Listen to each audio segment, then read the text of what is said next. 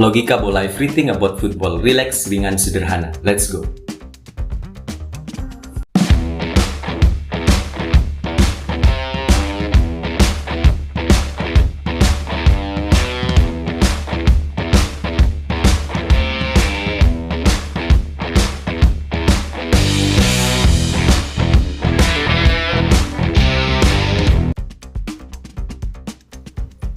Sebuah drama yang sangat menarik tersaji di Liga Inggris, atau tepatnya ketika pertandingan derby Manchester antara Manchester City versus Manchester United. Nah, di mana kedua tim merupakan tim yang sangat terkenal dan masyhur di dunia, dan bahkan dua tim tersebut merupakan sama-sama tim terbaik di dunia, hanya saja berbeda versi. Manchester United adalah tim yang sangat berjaya di masa lalu, sementara Manchester Biru atau Manchester City hari ini menjadi salah satu tim terbaik di dunia. Nah, di pertandingan terakhir kemarin, Manchester City berhasil mengandaskan perlawanan Manchester United dengan skor cukup meyakinkan 3-1. Namun ada beberapa catatan menarik yang patut kita ulas di balik derby Manchester tersebut. Yang pertama dari kubu Manchester City. Nah, kalau kita lihat di kubu Manchester City, kita harus mengakui bahwa memang Manchester City merupakan salah satu tim terbaik di dunia saat ini, di mana mereka juga dilatih oleh Josep Guardiola yang merupakan pelatih terbaik di dunia juga. Namun ada sedikit catatan jika kita menelisik lebih jauh tentang Manchester City. Nah, di kubu Manchester City, di mana pelatih mereka yaitu Guardiola, bahkan selain memang sosok pelatih Guardiola, sistem yang diusung oleh Guardiola sudah berjalan dengan baik di Manchester City. Artinya Manchester City ini memang sebuah paket komplit, tetapi ada perbedaan antara Manchester City tahun ini jika dibandingkan dengan beberapa tahun kemarin. Guardiola yang mendesain Manchester City, membawa Manchester City sudah meraih segalanya dan bahkan meraih Liga Champions juga sudah pernah. Secara statistik pelatih mereka sudah hebat, kemudian strategi tim sudah matang dan berjalan. Hanya saja perbedaannya adalah kualitas pemain Manchester City hari ini dengan tahun lalu tentu sedikit berbeda. Jika kita lihat Manchester City tahun lalu cenderung lebih baik daripada Manchester City hari ini, itu sangat terlihat.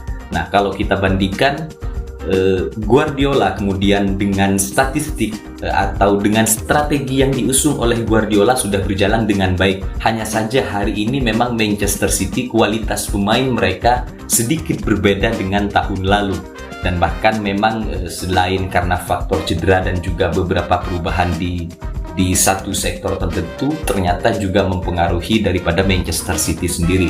Nah, kalau kita lihat di pertandingan kemarin antara Manchester United dan juga Manchester City, memang Manchester City tampil meyakinkan dan menang dengan skor 3-1.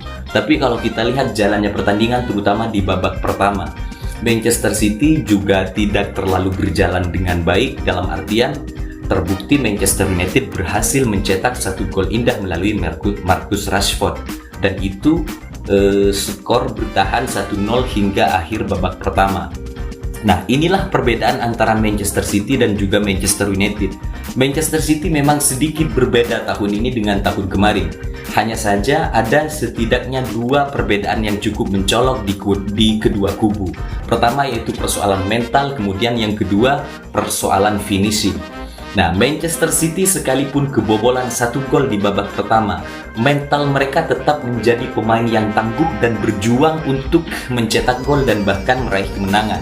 Sementara Manchester United, ketika mereka berhasil mencetak satu gol, mental mereka memang cukup baik, tetapi tidak ada niatan untuk menang, atau bahkan mereka tidak ingin mengejar ketertinggalan, ibaratnya demikian.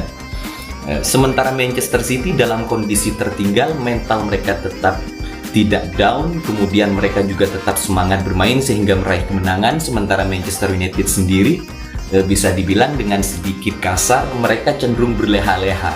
Itu yang pertama, yaitu berkaitan dengan mental. Kemudian yang kedua yaitu berkaitan dengan finishing. Ini yang sangat jauh berbeda. Manchester City kita tahu ada Haaland, ada De Bruyne, ada Foden dan juga berbagai macam pemain lainnya. Sementara Manchester United sendiri hanya cenderung mengandalkan Marcus Rashford dan beberapa orang pemain lain. Nah, di Manchester City memang kita lihat Haaland yang paling rajin mencetak gol. Tetapi ketika Haaland sudah jarang mencetak gol atau Haaland lagi tidak mujur dan tidak bisa mencetak gol, pemain-pemain lain dari Manchester City cenderung bisa mencetak gol dan menggantikan peran Haaland untuk bisa mencetak gol. Sementara di Manchester United kita lihat sendiri ketika Rashford gagal, kemudian Rasmus Højlund juga gagal, pemain-pemain lain tidak bisa menggantikan peran mereka. Itulah perbedaan antara Manchester United dan juga Manchester City. Si Manchester City selain memang secara kolektivitas permainan kemudian strategi sudah berjalan, Manchester United justru secara mental dan juga finishing masih sering amburadul. Dan memang patut kita memaklumi karena Manchester United memang sedang mengalami masa transisi. Tetapi kalau kita lihat lebih jauh lagi, semestinya Manchester United memang sudah waktunya mereka untuk move on, sudah waktunya mereka untuk bisa all out, tampil lebih baik daripada sebelumnya. Karena jika dibandingkan kualitas pemain antara Manchester City maupun Manchester United, sejatinya tidak terlalu jauh-jauh amat, atau dalam artian Manchester United juga memiliki beberapa pemain bintang. Tetapi memang yang menjadi persoalan seringkali strategi Manchester United sudah bagus dan bahkan pemainnya tidak bisa menjalankan strategi dari pelatih mereka yaitu Erik ten Hag, sehingga Manchester United masih terseok-seok untuk mengejar ketertinggalan atau mengejar yang namanya gelar dan bahkan mengejar tim-tim lain di The Big Four, khususnya di Liga Premier Inggris. Itu saja, salam sepak bola.